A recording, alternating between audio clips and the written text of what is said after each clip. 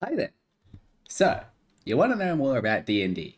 Okay, well, first off, let's explain what D&D is. D&D is a role-playing game that can be done between 2 to, 7 or 10 friends. It can be done as many friends as you can realistically handle, but it's a role-playing action-adventure game. Doesn't have to be action, it depends on what the DM is.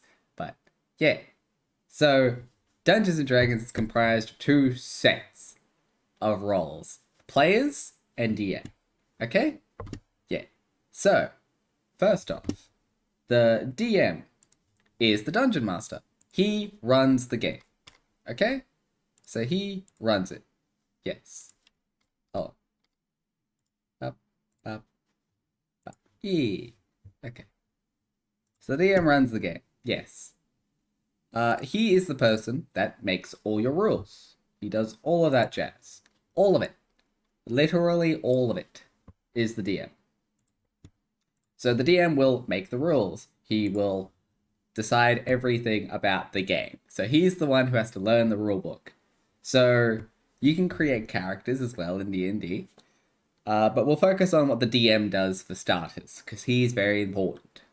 So use tools to create content for the game. This is anything from monsters to maps to dialogue to scripted encounters to cutscenes or story plots that you and your players run through.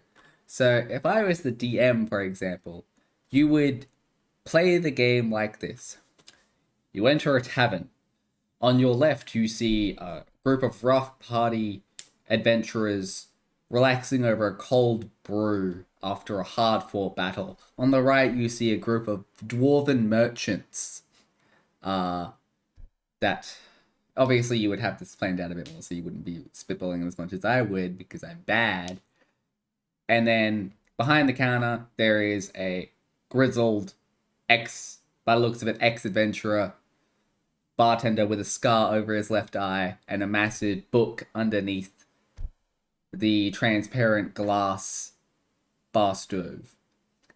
And you describe the scenery as necessary, and that's how a DM is. Okay, he describes the area. When a player goes, "Oh, what kind of bar is it? Like, is it made out of wood?" Because I didn't mention in my description, it's made out of stone. The DM then elaborates.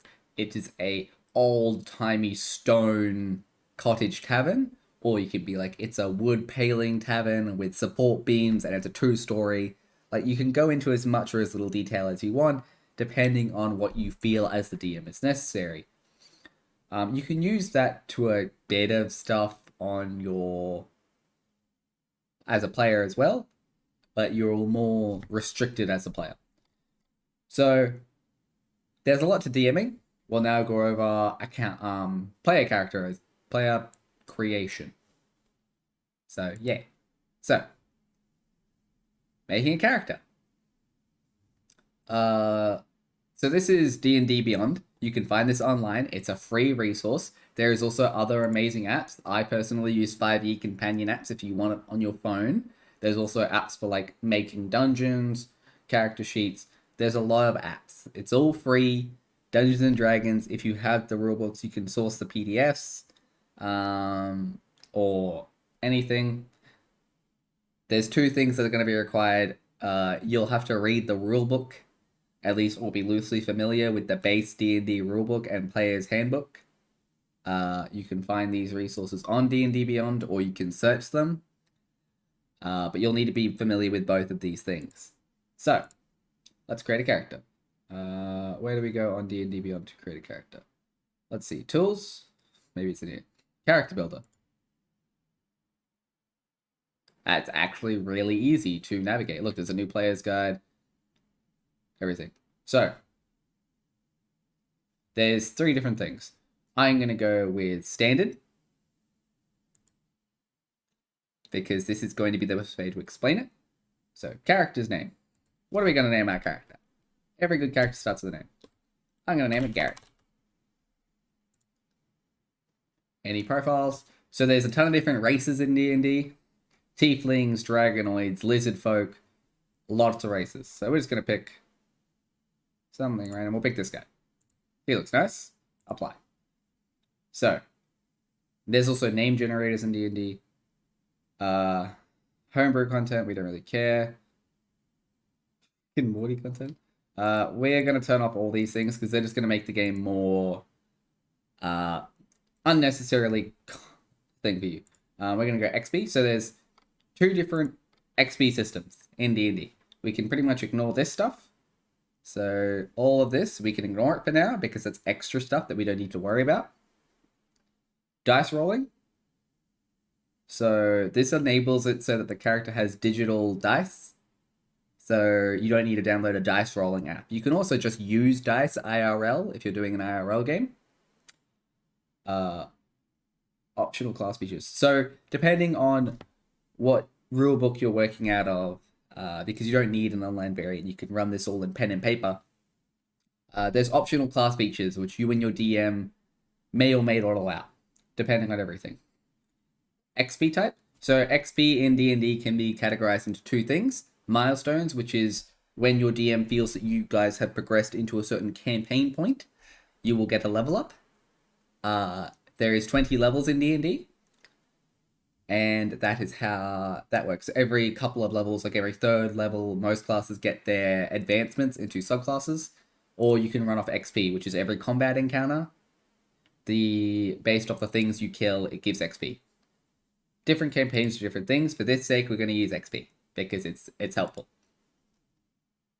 Yes. Hit point types. So when leveling up, different classes get different hit point values. That determines like how tanky they are. So mages get lower hit point totals and hit point dice than barbarian or a paladin, who are tankier classes. So they get more hit points than a mage. We're going to use manual. So this can restrict or allow things for multi-classes or feats.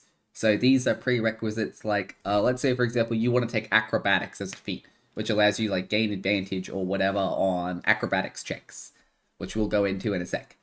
You need certain requirements. Same with multi-class requirements. You might need, like, if you want to multi-class into a mage, the game might ask that you have a certain amount of intelligence of that spellcasting modifier.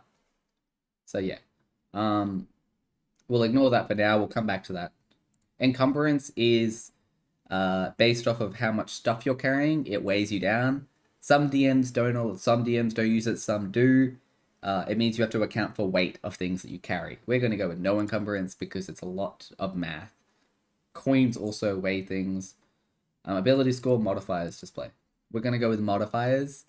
So I'll explain that a bit more when we get to characters.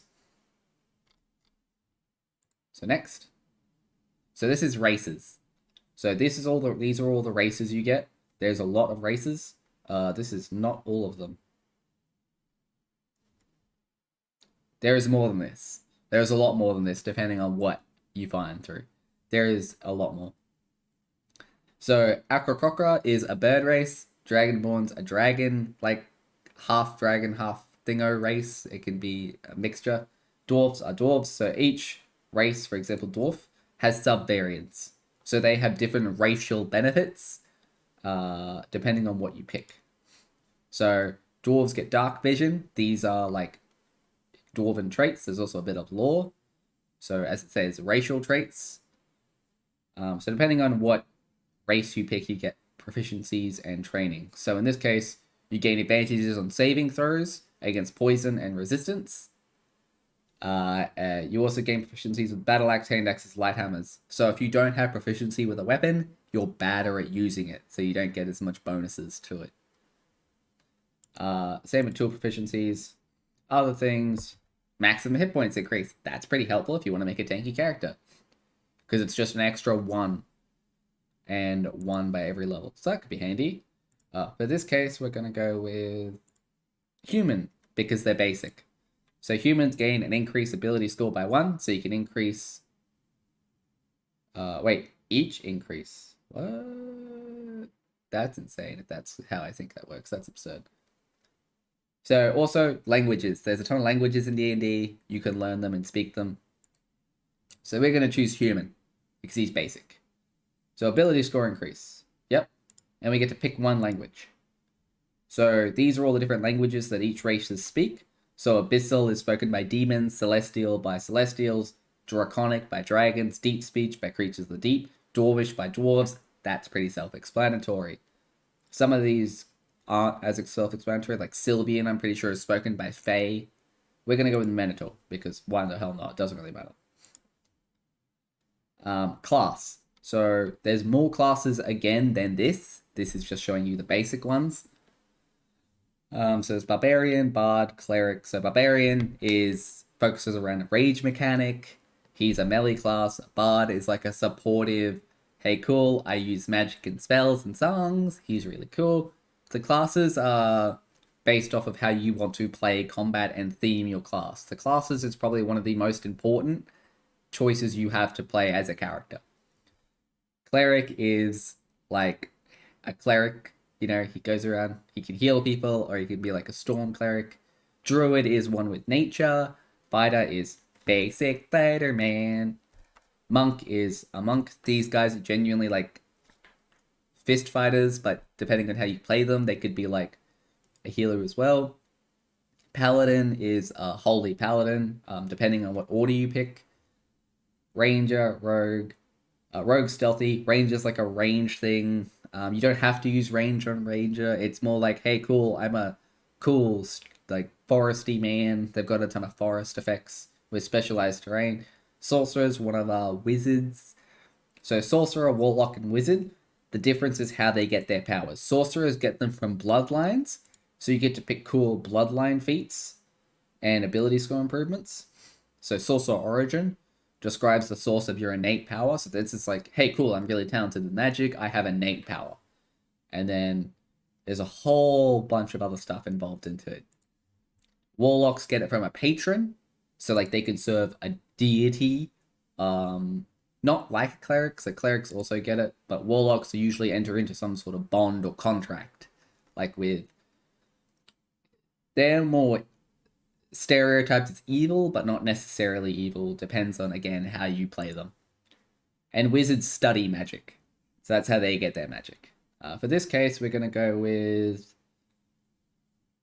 we'll go with Paladin because they get a bit of both.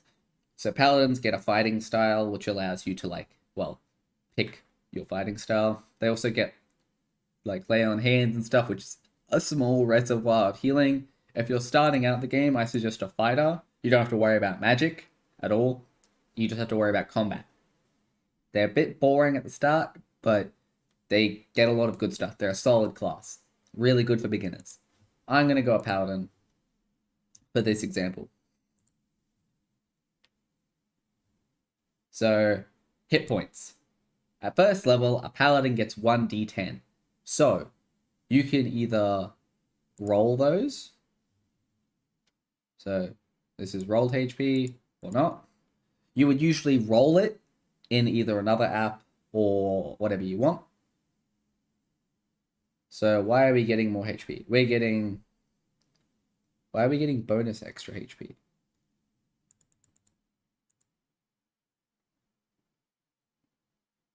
That's weird. No, we should only be getting 10. I don't know why that maxed out 12. That's weird. Oh, it's obviously given us a base constitutional modifier that I can't see yet. Okay, that's weird. Which is the next thing. But so we're just going to say we have that HP.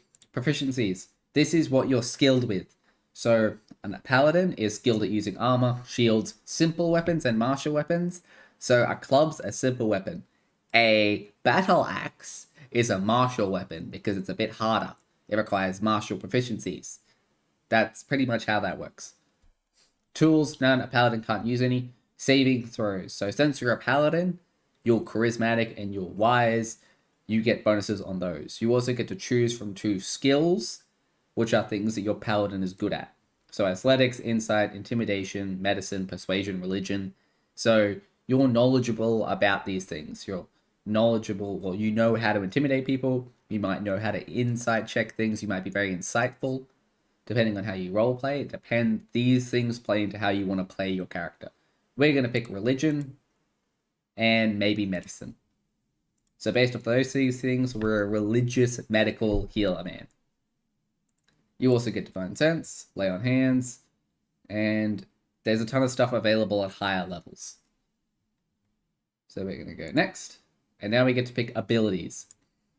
So you can choose multiple. A lot of people use rolled stats because there's no cap. So rolled stats, you roll some dice. So you roll. Cool. So with here, there's a 5, 2, 1, 1. So you can pick the highest 3 and you drop the lowest. So we'll roll again. And we do this for 6 stats.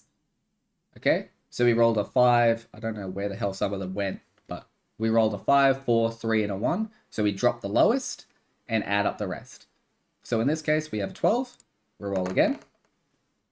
A 5, 5, 5, and a 4. So we drop the 4. That's 15. Roll again. Is that a 6, 4? Oh, look at that. So a 6, 4, 4, and we got another 4, so we drop the 4. A 6, 2, 3, so we'll go the 6, 3, 2, and we'll drop the 1. Yep. A 5, 5, 2, 1. So these are the stats we have to work with. So we can put these into any 6 of our strengths. So strength, dexterity, constitution, intelligence, wisdom, charisma. Strength is how strong our character is. So this determines things like if you're using a certain weapons like a hammer, for example, will use strength, whereas a dagger would use dex. So this can affect things like your athletics or your damage with weapons. So we'll use, any of these points down here, you can move into the stat. So if we're using a paladin, we'll put 12 into strength. So our strength is 12. And since constitution's our health, dexterity is how dexterous we are, intelligence is our smarts, wisdom's one of our spellcasting modifiers. So we have wisdom and charisma, which is our spellcasting things. I'm pretty sure charisma is more so. But we'll put our dump stat into intelligence, so we're not very smart. Dump stat's just our lowest stat. We'll go 12 charisma. 11 dex. 14 wisdom. That much con. So yeah. And then we'll apply the ability scores. These are our ability scores now. So based off of this, we also gain a +1 ability score to all of our stats for being human. That's kind of busted, holy hell. So being human added a 1 to all of these. So in most of these cases, it didn't do much, but it did tilt our constitution up. So if we scroll down, see how it says modifiers? For every 2 above 10, you gain a +1 modifier. That's a bonus. Anything under 10, if it's a -2 or if it's just under 10, you gain negatives. So our intelligence is under 10, so we gain a disadvantage on any intelligence-based things. So our strength, base score, this is just telling us what we get. So yeah, these are our stats. So these numbers, if we need to roll a wisdom save, we can add 2 to our wisdom. Or if we need to roll a con save, 3. There is also like checks, but they usually don't use stats. So yeah, that's how you stat roll your character. Description. This is all just lore stuff. You can choose a background. These can give you small perks like starting advantages, like soldier. You gain like increased proficiencies. You gain vehicles. It gives you a little bit of a background. Your DM can determine like which military you're a part of. You can talk with your DM if you want to like do a certain like custom flavor soldier background. We're gonna go with like, let's just go with noble since it's basic. So you gain extra proficiencies. This is just random tool set. We'll just go with Playing card set doesn't really matter. Background language, we'll go with Draconic. So that's an extra language because that's what we get from Noble. You gain an extra language. See, language is human, one choice. So yeah, and now we'll go next. Starting equipment. So this is the stuff that starts in your inventory. So 8. So you can choose either equipment or gold. We're going to go with equipment. So you can pick a martial weapon and a shield, or 2 martial weapons. So martial weapons and a shield means that you get 1 really cool weapon. We're going to pick that. So you can get any of these weapons to start with. And then you can get a shield in your offhand. If you want to run like a ranged paladin, you could just pick 2 martial weapons and go like crossbow and longsword if you want a ranged weapon and no shield. But for this instance, we're going to go with a sword and shield because sword and shield is the best. Totally not biased. A longsword is technically a martial weapon. So yeah. You also gain any like basic range stuff or a simple melee weapon. So these are simple weapons. Like basic things that like a farmer could get a hold of. Except for like a yakwa. I don't know what the hell that is. So we're going to go with 5 javelins so you can toss them. Because you can throw these things. A priest pack gives you like an arcane focus.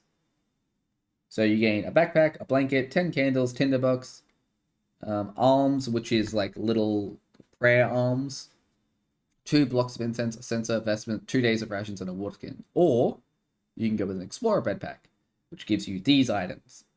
So 10 days of rations. If you don't go without rations, you gain exhaustion when you rest. That's important. So yeah.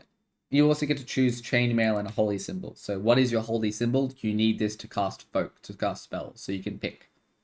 We're going to go with an amulet since it's convenient. Noble starting equipment. You get to pick these because, yeah, you just do. Like, this is just what you start with. So, yeah. Add starting equipment. So this will put all of that into our inventory. So this is everything we have. So we can also wear that. We'll wield the longsword. We'll wear the chainmail. So we're gonna briefly touch on armor and stuff. So this chainmail, if you're proficient with it, gives you 16 AC.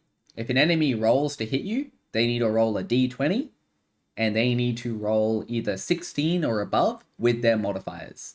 So let's say, for example, they're trying to attack you with a longsword. A longsword has a... Where is it? Reach of 5 feet. It's versatile, so it deals 1d10 damage. If you're proficient with versatile weapons. Where is its plus to hit? Does it not show that here? Okay. Well, when attacking with most weapons, you'll gain a proficiency modifier. It might not show that here because we don't have the other stats. So we'll wait for that. But usually you would have to hit above a 16 or roll above a 16 on normal to hit someone with chainmail. Proficiencies affect that. So we will now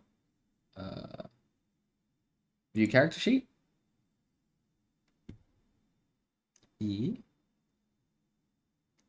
So this is our character. So our character kind of sucks at some things, but they're also not bad. So they suck at knowing anything about Arcana. This is all their other stats, so this is just for that. No, go away. So where do we go to see... Ah, look, here's our armor. Weapons and proficiencies. So lay on hands pool. That's how much healing we get per thing. So boop, boop, boop, boop. And then you can long rest. So you can only use it a certain amount of times. It's... okay, cool. This is perfect. So, our armor class is 16 because of chainmail, and we're wearing a shield that gives us +2. Yeah. So that's why our armor class is 18. If we go to our weapon, proficiency. So, when you attack with a weapon, you gain a certain amount of proficiency based off how good you are with a weapon. If you're not proficient with a weapon, you won't be able to wield it with a proficiency bonus. So if we wanted to hit our class, like a mirror image of us, we would need to roll a 18 or higher as a total value. So in case if you rolled a die, you would roll a dice. Let's say it landed on 16. You would then +2 because that's our proficiency modifier. And then if that matches 18 or higher, which in this case it does, you would hit. So we would hit the other person, and then you could roll damage. So our damage in this case would be like 1d10 or 1d whatever. Our HP, the only reason it's 15 is because we gained a +3 to HP from Constitution that you saw earlier. That's what this is doing. That was weird. So that was a check. So we just rolled Constitution. We got a 19 +3 from our constitutional bonus. That's why we got that. Initiative determines how quickly you react to danger. So if we roll initiative for combat, 14. So that determines where you go in the turn order, since D&D is turn-based in combat. So yeah, that's the basics of D&D. If you want to learn more about D&D, I strongly learn the principles and get familiar with mechanics. I strongly suggest that you ignore that. I strongly suggest that where was I? Yeah. I strongly suggest that you play Pathfinder 5e, which I will really quickly.